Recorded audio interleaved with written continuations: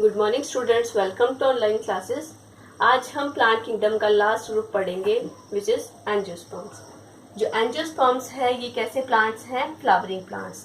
In plants के अंदर flowers लगते हैं और इनके जो सीड्स होते हैं वो एनक्लोज्ड होते हैं। इससे पहले हमने जिम्नोस्पर्म्स पढ़ा, वहाँ पे सीड्स कैसे थे? नेकेड थे। यहाँ पे इनक्लोज्ड हैं। एनक्लोज्ड सीड्स का मतलब है यहाँ पे बनता है फ्रूट, जो कि सीड्स को प्रोटेक्ट करके रखता है। जो एंजियोस्पर्म है वो सबसे जो कॉम्प्लेक्स टाइप के प्लांट्स हैं और सबसे जो अल्टीमेट प्लांट्स हैं वो जो आजकल एग्जिस्ट करते हैं ज़्यादा, वो है ज़्यादातर एंजियोस्पर्म्स। तो जो एंजियोस्पर्म्स हैं इनको फर्दर दो टाइप्स की कैटेगरी में डिवाइड किया गया है। इसकी दो क्लासेस हैं, एक है डाइकोटिलिडन्स एंड मोनोकोटिलिडन्स।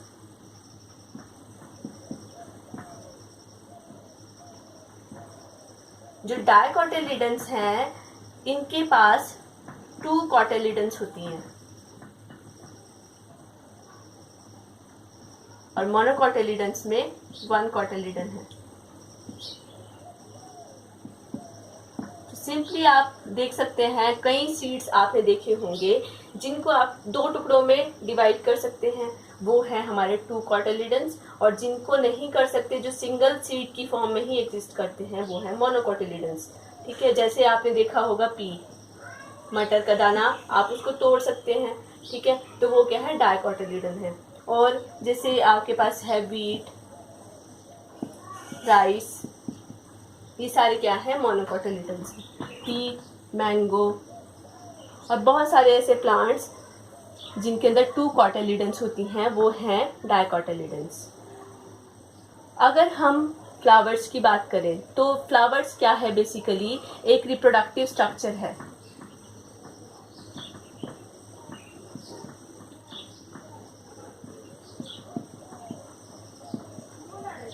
अगर इसके कैरेक्टरिस्टिक्स की बात करें, हम एंजियोस्पर्म्स के कैरेक्टरिस्टिक्स की बात करें, तो जो इनका हैबिटेट है वो वेरी करता है। ये बहुत जगह पे पाए जाते हैं और इनका जो अगर साइज की बात करते हैं तो साइज टाइनी भी हो सकते हैं, माइक्रोस्कोपिक भी हो सकते हैं इवन।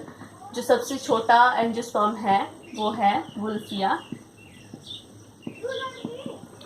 ठीक है, और जो सबसे टॉलेस्ट है वो है यूकेलिप्टस। और यूकेलिप्टस की जो हाइट है वो 100 मीटर से भी ज़्यादा हो सकती है। ठीक है, तो वुल्फिया से लेकर यूकेलिप्टस तक इनकी जो साइज है वो उसकी रेंज वेरी करती है। अगर हम इसमें लीव्स की बात करें, अगर इसकी प्लांट बॉडी की बात करें तो स्पोरोफिटिक प्लांट बॉडी है मेन। स्पोरोफिटिक प्लांट बॉडी है और इसके अंदर प्लांट बॉडी में root, stem and leaves, they are well developed. ठीक है, रूट्स भी, जैसे हम डाइकोटिलिडन्स की बात करते हैं तो वहाँ पे टैप रूट सिस्टम है। मोनोकोटिलिडन्स की बात करते हैं तो वहाँ पर एडवेंटिशियस रूट्स प्रेजेंट होती हैं। जो स्टेम है, इसका स्टेम भी वेल डेवलप्ड होता है। जो मोनोकोट्स होते हैं उनके अंदर सेकेंडरी ग्रोथ नहीं मिलती, लेकिन जो डाइकोट्स हैं वहाँ पर सेकेंडरी ग्रोथ मिलती है। जो लीव्स हैं, लीव्स में भी फिर वेनेशन के टाइप पे आ जाती हैं कि जो डाइकोट्स हैं, डाइकोट्स के अंदर ब्रॉड लीव्स होती हैं जिनके अंदर नेटवर्क लाइक विनेशन होती है। और जो मोनोकोट्स होते हैं उसकी ग्रासेस की लीव्स आपने देखी होगी, उनके अंदर पैरेलल विनेशन होती है। ठीक है, ये वाला जो कंसेप्ट है आप आगे जब मॉर्फोलॉजी हम करेंगे उसमें और ज़्यादा अच्छे से आपको ये सब चीज़ें क्लियर हो जाएंगी। अगर हम इसमें बात करें मेन फ्लावर की, तो फ्लावर के अंदर मेन कौन कौन से पार्ट्स होते हैं? फ्लावर क्या है? एक रिप्रोडक्टिव स्ट्रक्चर है इसका। ठीक है, रिप्रोडक्टिव यूनिट है। इसके अंदर होती हैं sepals, petals, stamen and carpel. Carpel या पिस्टिला बोल सकते हो।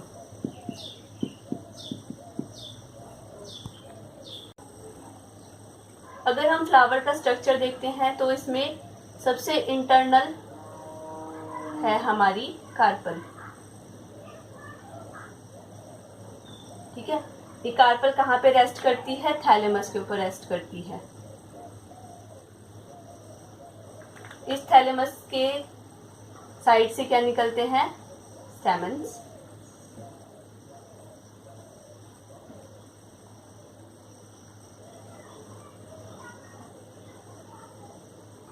ठीक है, फिर यहाँ पे क्या है, पेटल्स हैं, पंखुड़ियाँ। ठीक है, जो कलर्ड पार्ट आप देखते हो फ्लावर के अंदर वो है इसकी पेटल्स। फिर यहाँ से राइज होती हैं ग्रीन कलर की स्ट्रक्चर्स जिनको बोलते हैं सेपल्स। ये है थैलेमस। थैलेमस वो स्टेज है जिसके ऊपर ये रेस्ट करती है। ठीक है, ये है इसकी सेपल्स। जो आउटर वर्ल होता है उसको सेपल्स बोलते हैं, जो कलर्ड वर्ल है उसको बोलते हैं पेटल्स। ये है एक स्टैमेन, पूरे स्ट्रक्चर को हम कहेंगे स्टैमेन। और ये है कार्पल। अगर आप इंडिविजुअली इसके स्ट्रक्चर को देखें तो जो कार्पल होती है, कार्पल में आपको वेरियस स्ट्रक्चर्स देखने को मिलते हैं। ये है स्टिग्मा,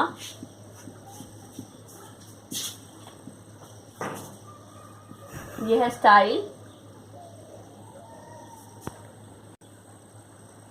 ये है इसकी ओवरी, और ओवरी के अंदर होता है ओव्यूल। तो आप एक ओव्यूल को शो कर सकते हैं इस तरह से। ठीक है, अगर आप इस स्ट्रक्चर को एनलार्ज करके देखें फर्टिलाइजेशन के टाइम पे, चलो मैं आपको बताती हूँ। स्टैमेन का स्ट्रक्चर देखते हैं तो स्टैमेन के अंदर इस तरह से स्ट्रक्चर है। ये क्या है, एंथर। पूरे स्ट्रक्चर को हम, जैसे ये पूरा स्ट्रक्चर है, ये पूरी कार्पल है, इसके 3 पार्ट्स हैं। इसी तरह से ये ऊपर वाला जो पोर्शन है ये है एंथर, ये है इसका फिलामेंट, और ये दोनों ही कंबाइन करके क्या फॉर्म करते हैं, स्टैमेन। तो होता क्या है, जो एंथर है, एंथर के अंदर ही क्या फॉर्म होते हैं, एंथर के अंदर 4 चैम्बर्स होते हैं। अगर आप इसके सेक्शन को कट करके देखें तो वहां पर स्पोरोजिनस टिश्यू होता है। स्पोरोजिनस टिश्यू, अब ये पूरा स्ट्रक्चर कैसा है, स्पोरोफिटिक प्लांट बॉडी है, डिप्लॉइड स्ट्रक्चर है। अब इसके अंदर की जो सेल्स हैं वो क्या करेंगी, माइक्रोस्पोर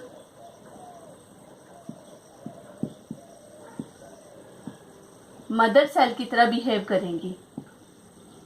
ठीक है, माइक्रोस्पोर मदर सेल कैसी है, डिप्लॉइड है। उसके अंदर होगी मियोसिस। ठीक है, मियोसिस से वो फॉर्म करेगी माइक्रोस्पोर्स। माइक्रोस्पोर्स, अब माइक्रोस्पोर टेट्राड ये फॉर्म करेगी। माइक्रोस्पोर टेट्राड की जो सेल्स हैं, मतलब टेट्राड की फॉर्म में है, इस तरह से होगा। 3 ये लगे होंगे, एक बैक साइड में होगा। फिर ये सारे सेपरेट हो जाते हैं। ठीक है, सेपरेट होने के बाद इंडिविजुअली वो माइक्रोस्पोर कहलाते हैं। फिर उनके अंदर क्या होती है, उनकी जो सेल्स हैं वो डिवाइड करती हैं और फाइनली वो चेंज हो जाती है पॉलन ग्रेन्स में। और यही पॉलन ग्रेन्स हैं जहाँ जिसका डाइसेंस होगा, ये एंथर के अंदर मेच्योर हो जाते हैं, पॉलन ग्रेन्स बन जाते हैं। तो माइक्रोस्पोर और पॉलन ग्रेन्स में क्या डिफरेंस है, माइक्रोस्पोर सिंपल सेल्स हैं। अगर उसके बाहर इस तरह से इंटाइन और एक्साइन बन जाए, स्पोरोपोलेनिन एक केमिकल होता है जो टैपेटम सिक्रीट करती है, उसकी लेयर बन जाती है इसके चारों तरफ। वो क्या करती है, इस पॉलन ग्रेन को प्रोटेक्ट करके रखती है। स्पोरोपोलेनिन एक ऐसा केमिकल सब्सटेंस है जिसके ऊपर यूवी रेज भी अपना इफेक्ट नहीं कर सकती, मतलब इससे प्रोटेक्टेड रहती है, पॉलन ग्रेन्स प्रोटेक्टेड रहते हैं। तो जो पॉलन ग्रेन्स हैं 2 सेल स्टेज में डाइसेंस इसकी हो जाती है और ये जाकर पॉलिनेशन के थ्रू, अब पॉलिनेशन क्या प्रोसेस है, it is the transfer of pollen from anther to the stigma. ठीक है, यहाँ से जो ये पॉलन ग्रेन्स हैं ये मैच्योर हो जाएंगे और ये स्टिग्मा पर आकर पॉलन ट्यूब फॉर्म करेंगे और यहाँ पर जो एग है उसको फर्टिलाइज करेंगे। तो उससे पहले हम यहाँ पर ओव्यूल का स्ट्रक्चर देखते हैं कि उसकी डेवलपमेंट किस तरह से होती है और किस तरह से फर्टिलाइजेशन होती है। ये एक ओव्यूल का स्ट्रक्चर है। एक कार्पेल जो ओवरी होती है, ओवरी में बहुत सारे ओव्यूल्स प्रेजेंट हो सकते हैं। तो एक ओव्यूल का स्ट्रक्चर इस तरह से है। ये चैलेजल एंड है, ये न्यूसेलस होता है। ये एक एम्ब्रियो सैक है, ठीक है, इसमें आउटर इंटेग्यूमेंट है, इनर इंटेग्यूमेंट है, माइक्रोपाइल है। ये प्लेसेंटा वाला हिस्सा होता है जो कि ओवरी की वॉल के साथ इसको कनेक्ट करके रखता है। ये फ्यूनिकल है और ये स्कार जैसा बचता है, ये है हाइलम। तो इस एम्ब्रियो सैक के अंदर क्या होता है, एक माइक्रोस्पोर मेगास्पोर मदर सेल होती है। मेगास्पोर मदर सेल क्या करती है, डिवाइड हो जाती है। ये मेगास्पोर मदर सेल डिवाइड होकर क्या करेगी, 4 सेल्स फॉर्म करती है, क्योंकि किसी भी सेल के अंदर अगर मियोसिस होती है तो 4 सेल्स बनती हैं। लेकिन इसमें क्या होता है, जो इसकी 4 सेल्स हैं 3 डीजनरेट हो जाती हैं, सिर्फ एक बचती है, एक फंक्शनल बचती है। ये जो फंक्शनल मेगास्पोर है ये क्या करता है, माइटोटिकली डिवाइड करके 8 सेल्स फॉर्म करता है, ठीक है। 8 सेल्स फॉर्म करेगा, जिसमें से 4 इस एंड पर चली जाएंगी और 4 इस एंड पर चली जाएंगी।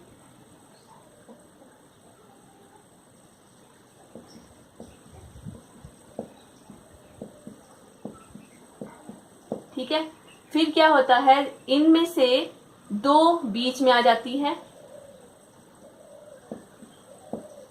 जो 2 बीच में आई उन्हें बोलेंगे पोलर न्यूक्लियाई। जो 3 इस साइड गई, ये तीनों चेंज हो जाती हैं एंटीपोडल्स में।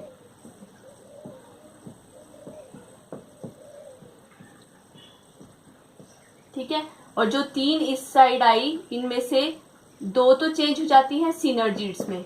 ये जो स्ट्रक्चर्स हैं इनको बोलते हैं सिनर्जिड्स। ठीक है, और यहां पर एक सेल रहती है एग की फॉर्म में। ये जो सेल है ये है एग। ठीक है, तो इस तरह से एक ओव्यूल कंप्लीट हो जाता है। बाद में ये पोलर न्यूक्लियाई क्या करते हैं, फ्यूज होके एक डिप्लॉयड सेल फॉर्म कर देते हैं, डिप्लॉयड पोलर सेल। ठीक है, अब क्या है, ये मैच्योर हो चुका है ओव्यूल। अब फूल की जो स्टिग्मा है, कार्पल की स्टिग्मा है, कार्पल की स्टिग्मा पर पॉलिनेशन होती है। ठीक है, पॉलिनेशन के बहुत सारे मेथड्स हैं। एयर के थ्रू पॉलिनेशन होती है, वाटर के थ्रू होती है, इंसेक्ट्स के थ्रू होती है, रेप्टाइल्स के थ्रू होती है, ह्यूमन बींग्स के थ्रू होती है, एलिफेंट्स के थ्रू होती है।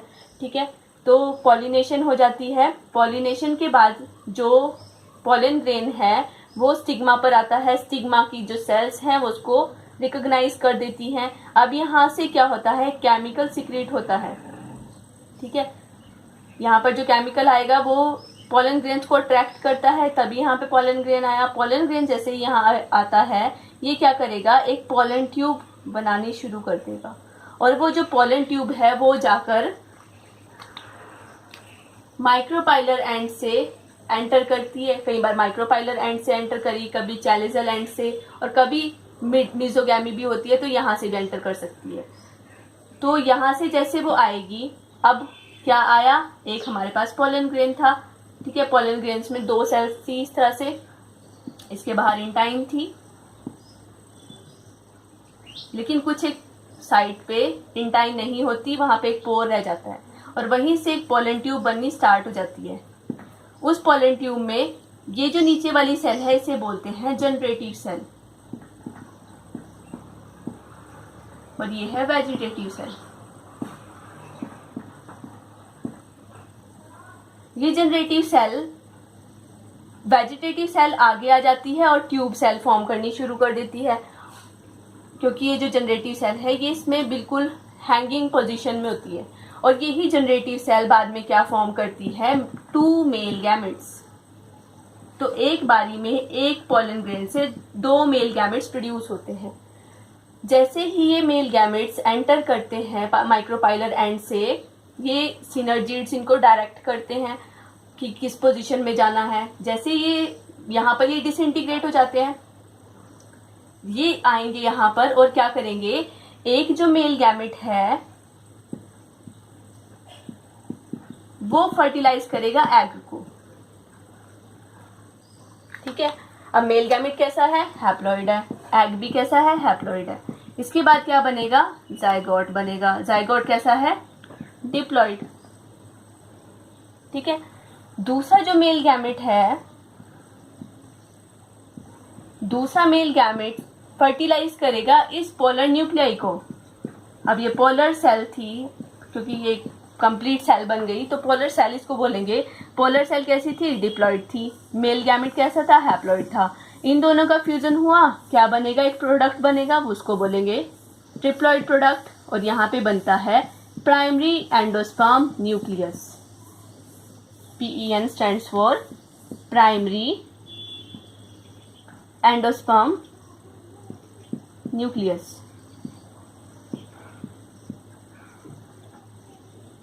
ठीक है, ये ट्रिप्लॉइड है। ये माइटोटिकली डिवाइड करेगा, इसके अंदर माइटोसिस होगी और ये फाइनली क्या प्रोड्यूस करेगा? एंडोस्पर्म, जो कि डेवलपिंग एम्ब्रियो को न्यूट्रिशन प्रोवाइड करेगा। ठीक है, यहां से जो जाइगोट बना, ये जाइगोट क्या फॉर्म करेगा? एम्ब्रियो, और एम्ब्रियो से क्या बनेगा? सीड। ठीक है, तो ये सीड कैसा है? डिप्लॉइड।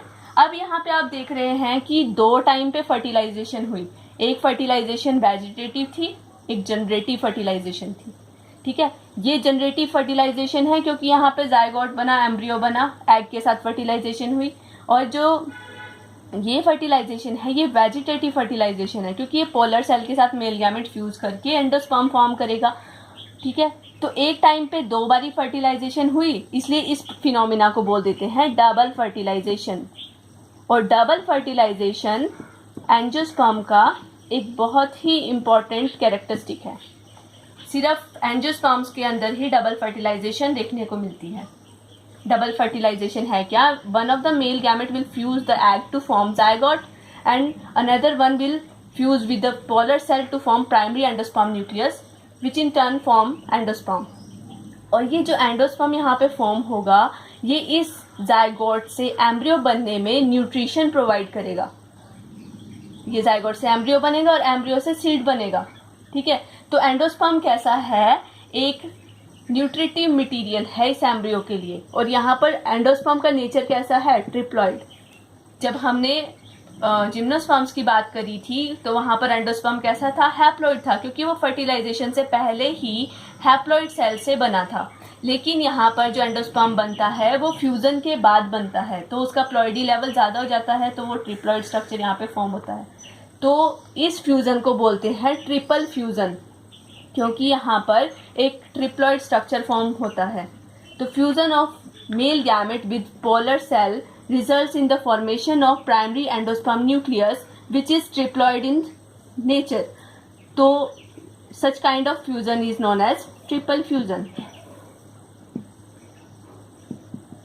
ठीक है, और ये दो टाइप की फर्टिलाइजेशन हुई तो इसलिए बोलते हैं इसको डबल फर्टिलाइजेशन। इसके बाद ये जो सीड है, सीड फॉर्म होता है। जो ओवरी है, ओवरी के अंदर भी अब हार्मोनल चेंजेस आते हैं, उसको पता लग जाता है सीड की फर्टिलाइजेशन हो गई है, तो वो बाहर से ग्रोथ करना शुरू कर देती है, उसके अंदर न्यूट्रिएंट्स एक्यूमुलेट होने शुरू हो जाते हैं और वो चेंज हो जाती है फ्रूट के अंदर। ठीक है, तो जो ओव्यूल है हमारा, ओव्यूल क्या फॉर्म करता है? सीड फॉर्म करता है। और जो हमारा फ्रूट बनता है, फ्रूट बनता है ओवरी से। ओवरी बनाती है फ्रूट। ये बहुत इंपॉर्टेंट है, ये बहुत पूछा जाता है क्वेश्चंस, मतलब कंपटीशन में पूछा जाता है कि ओव्यूल से क्या बनते हैं? सीड बनते हैं, ओवरी से फ्रूट बनता है। तो इस तरह से सीड के बाहर एक कवरिंग बन जाती है फ्रूट की, और जो ये सीड है उसका डिस्पर्सल होता है। ठीक है, फ्रूट्स खाते हैं, इंसेक्ट्स खाते हैं, या फिर किसी भी और मीन के थ्रू जो सीड है उसका डिस्पर्सल हो जाता है, वो किसी पर्टिकुलर जगह पे गिरता है, वहां पर वो क्या करेगा? फर्टिलाइज जर्मिनेट होके वहां पर वो प्लांट बॉडी बना देता है। अब मेन प्लांट बॉडी कैसी है? डिप्लॉइड है। डिप्लॉइड प्लांट बॉडी के ऊपर लगेगा फ्लावर। ठीक है, अब फ्लावर्स पे एक ही फ्लावर, कुछ एक फ्लावर्स ऐसे होते हैं जिनमें दोनों ही स्ट्रक्चर्स मिलते हैं। ठीक है, स्टैमेन है और दूसरा हमारी कार्पल है। ठीक है, स्टैमेन में एंथर्स है और कार्पल में क्या है? हमारी ओवरी। ठीक है, एंथर्स से बनते हैं पॉलन ग्रेन्स फाइनली,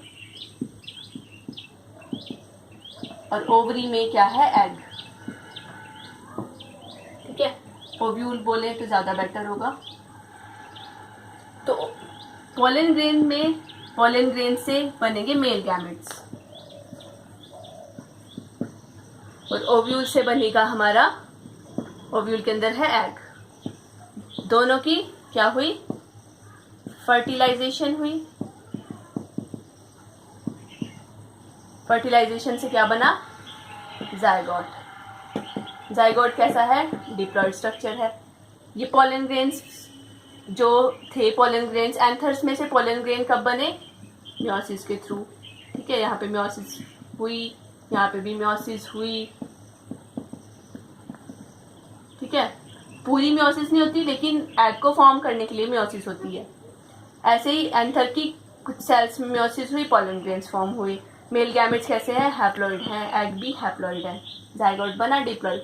जाइगोट अब फॉर्म करेगा एम्ब्रियो और एम्ब्रियो से बनेगा सीड।